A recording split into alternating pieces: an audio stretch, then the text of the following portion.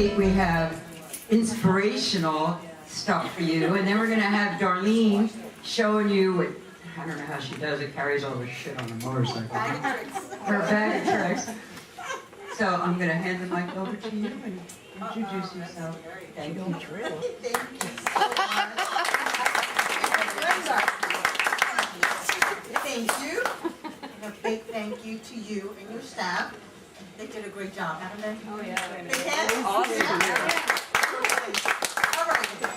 You ready to have some fun and play?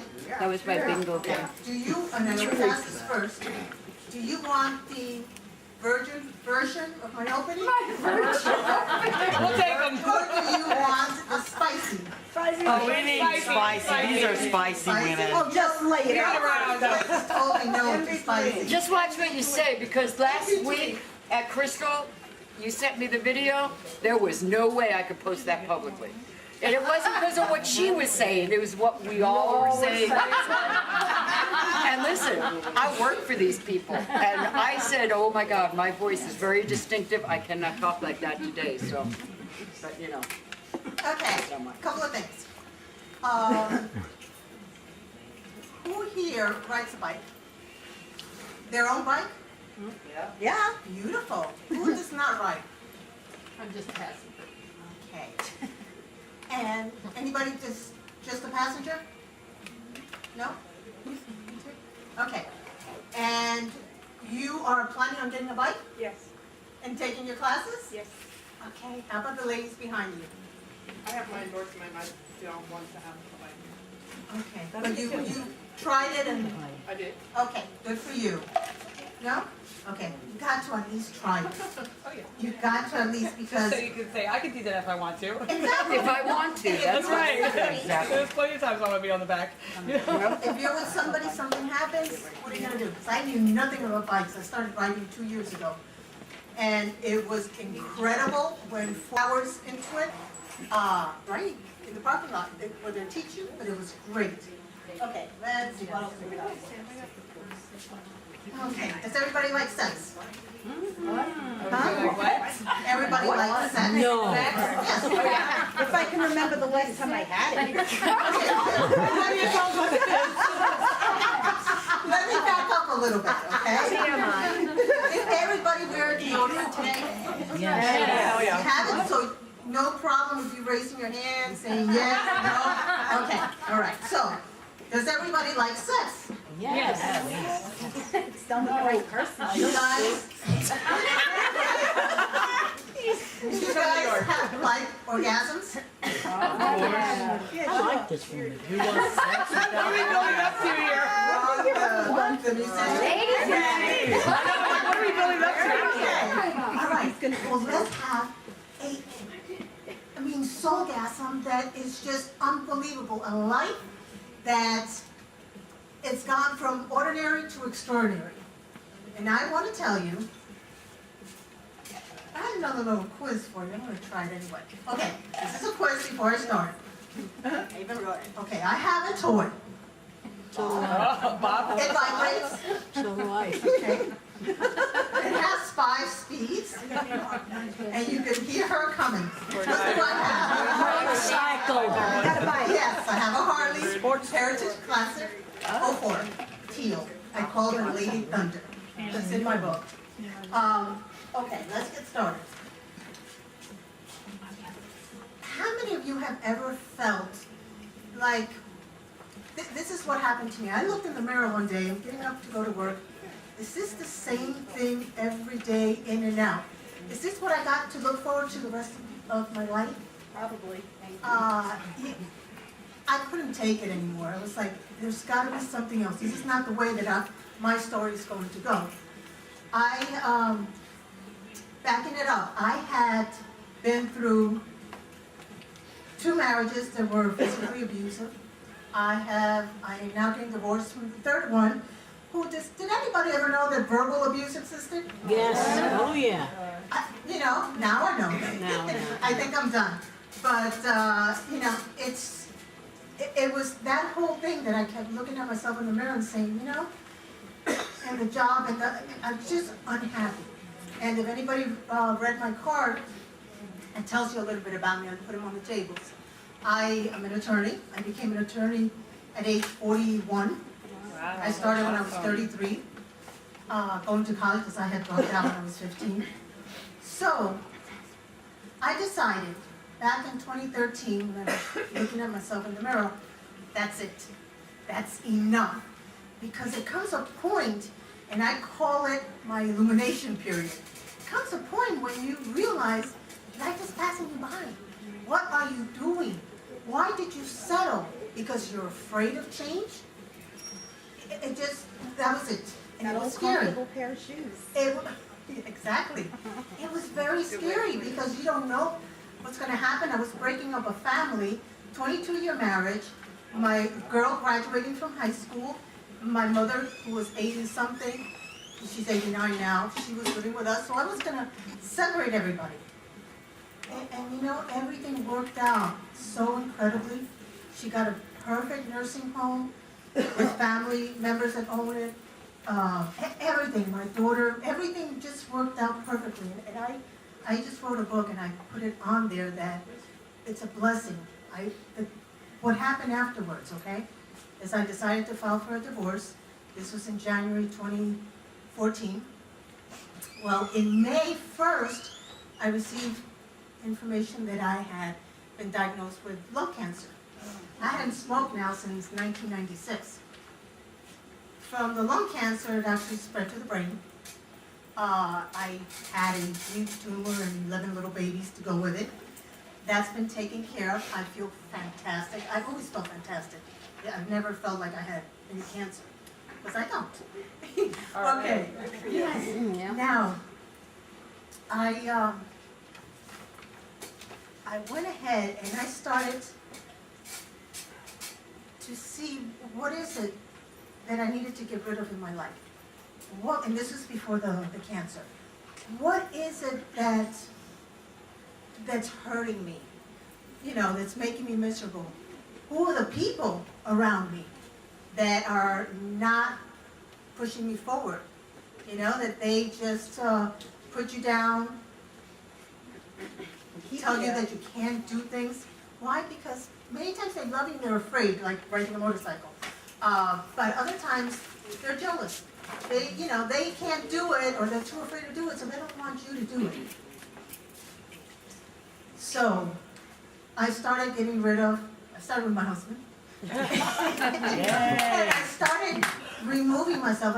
I don't have to fight with anybody or close my doors. I mean, you can be friends with people, but you can also keep your distance, okay? I choose who to be around with. I don't want the whiners. I don't want the complainers. I cannot stand to look on Facebook and see every Monday, oh God, it's Monday. I'm like, yes, it's Monday. It's great. It's a whole new opportunity. You know, it's like the people complaining, this traffic. Well, I was in Miami. I lived in Miami for over 40 years. And yeah, you complain and look at this, you know. You know what I do now?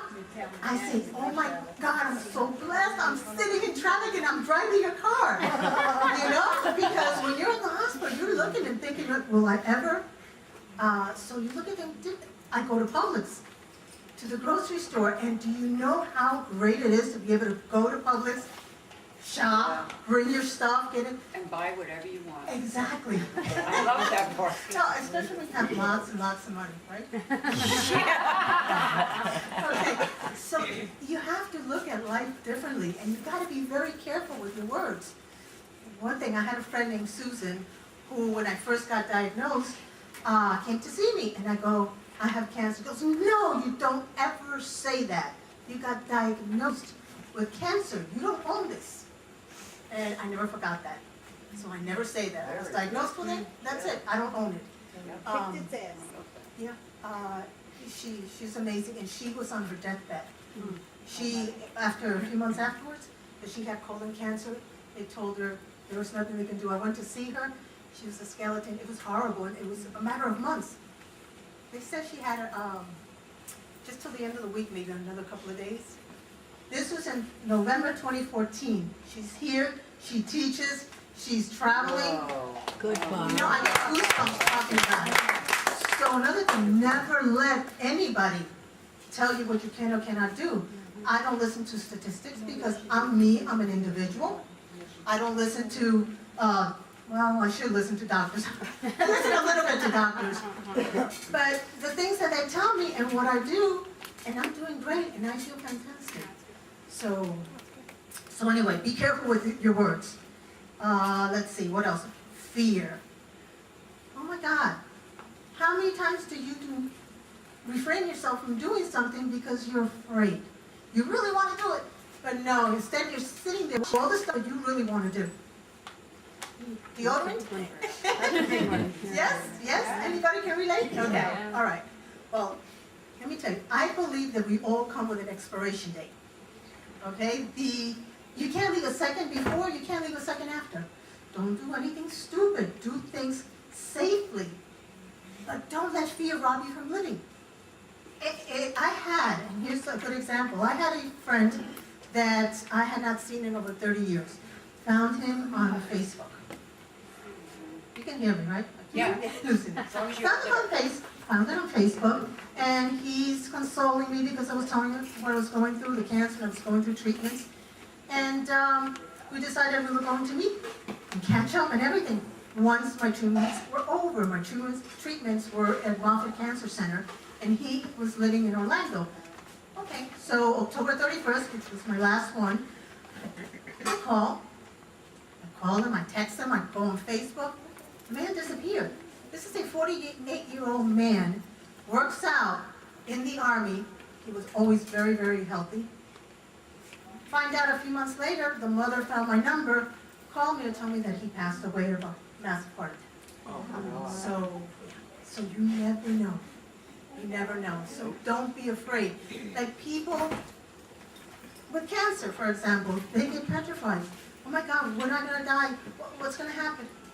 None of us know where we're going, okay? And none of us, and no doctor, nobody. So I have a lot of faith. I completely leave everything in God's hands. I can't quote Bible verses or anything like that, but me and God have one heck of a relationship. God is Yes, ma'am. He is. Because the things that he has done, and the timing, I could never have done it. Okay, what's the next thing? The fear. The approval. Okay. Living your life. Whose approval do you need? Nobody.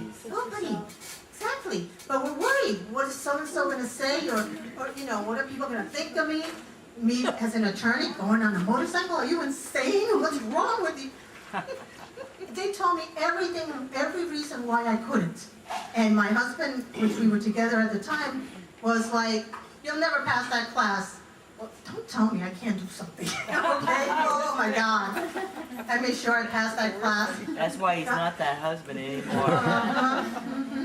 But you can't go by what naysayers, they will discourage you. When I was about 19 or so, I wanted to buy a house. I didn't even know what interest rates were.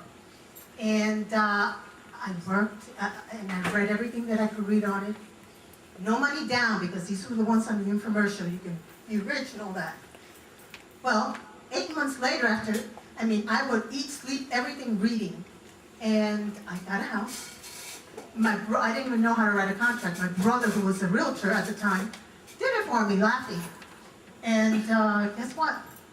I got the house at closing. I didn't put 1 cent. I made $17,000. You can't, nowadays everything is quite different. You've got to find other ways to do it. But that money I used to buy my mom one for Mother's Day. So, so don't let anybody ever tell you that you can't do something. Okay, let's move on. Simplify. What did I do to change my life? Besides all that, I decided I was simplifying. I was not going to be involved with what I call stuffitis addiction, where we want stuff, more stuff, bigger, better, newer.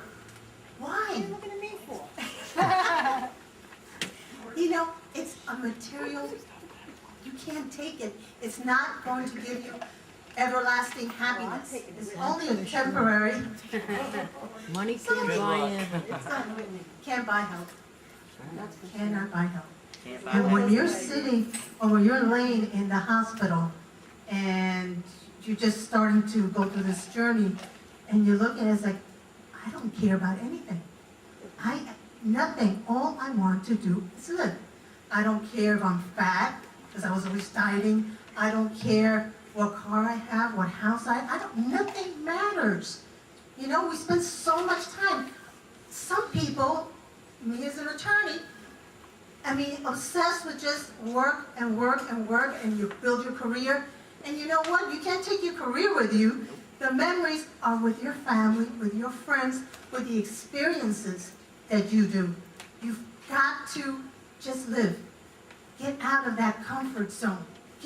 Every time that you take one step out of that comfort zone, it's like mind-blowing. Oh my God, I can do this. And if I can do this, I can do so much more. So I'll tell you a quick story. When I was first writing, I was always with somebody or the group. But this time, they invited me to go ride, but I had to go to their house first and then go ride. Okay, well, all right, I can do this. I went, I got there, everything's fine. Took off, everybody's on the way back home, everybody is getting off the expressway. And lo and behold, I'm the last one. So I'm all alone the whole way. It is Friday, 5 o'clock traffic on 995, if anybody knows where it is. So I'm looking at the side of the road. Am I going to pull over, start crying, and call for help? No, I can't do this. I can't do this. I kept going. I got home. When I got home, it was like, oh my God, this is so awesome. You know, you felt so empowered. So every time that you, my time? Oh, Got carried away. no, I was taking pictures. Every time that you get the courage to jump and do something different, your whole world will open up. I tell everybody, try taking at least one different, doing something different every day. Either take a different route to work, something so, you know, you get into the momentum and get into bigger and bigger things. Into a different state. Okay, clean up. My friend Steins, family Steins, and spouse Steins, the whole Frankensteins. I kind of touched on this already. Getting rid of the people that don't serve you, that don't. Drama mommies. Yeah, you don't need the drama. You don't need the negativity. You don't need people whining, complaining. You don't need that. Poison. You need the people, exactly, it's toxic, it's poison. You need the people who are going to be right there, cheering you on, you cheer them on, and supporting you, okay? You never forget those that support you. Now, sometimes you can't get rid of family members, but you can distance yourself.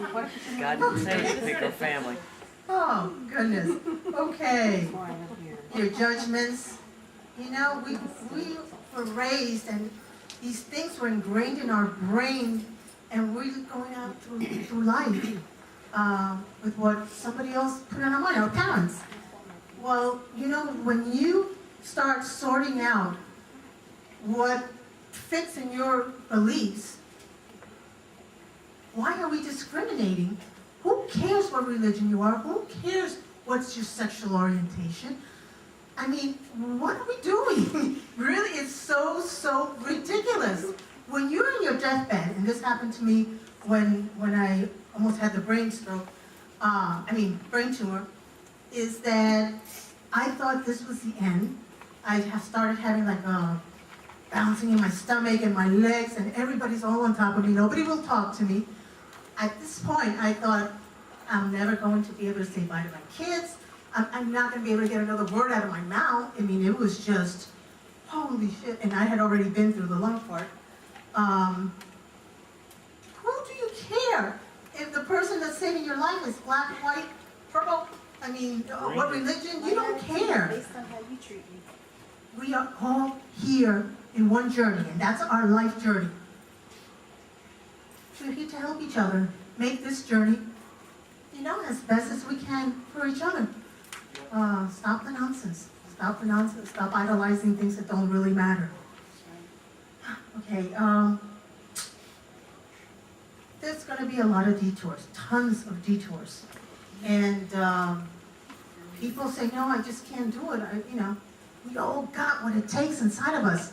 Because I had to pull from the depths of hell to get the strength to learn, because this has been such a blessing. And I know it's crazy to say it, but it is.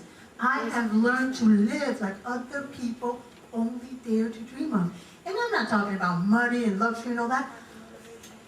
The relief of taking all that garbage off of you and living and daring and doing, it's priceless. It's totally priceless.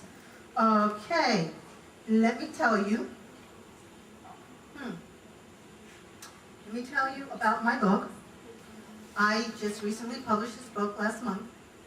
The book is a motivational book, and it uses my cancer journey, and I have all my personal pictures in there and the whole journey as a motivation. Different way to think, different way to start living. Don't just be alive.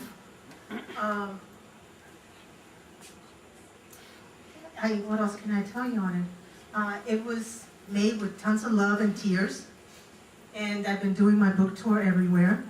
I have now, not only the book is $12.95, and I sign it for you tonight if you like. I also have a teleseminar. One starts tomorrow, but that's full. We have another one starting, I think it's the 13th of April. It's for 4 weeks. And I'm also giving a special on that. I'm reducing $100 off of it. It's $297, so it's $197, and I'll throw in the book tonight. And you can find me on Facebook. You can find me on my website. My card is out here. And I thank you all for listening to me. I wish you all the very best. And thank you for having me. Thank you. So what is this teleseminar? Oh, I had one more surprise. Okay. Well, the teleseminar tells you, it shows you how to recreate your life. Okay. And it's based on my experience and everything that I did. Okay, the thing that I wanted to do was give away a book. Does anybody here, in their purses, have a condom? I'm too old. Anything sexy? How about a knife? Anything sexy? I have a prosthetic, is that? Oh, That's damn sexy. lipstick wins. I don't know, I think the prosthetic. Yeah. A prosthetic. I think that wins. Sorry. That's okay. You got it.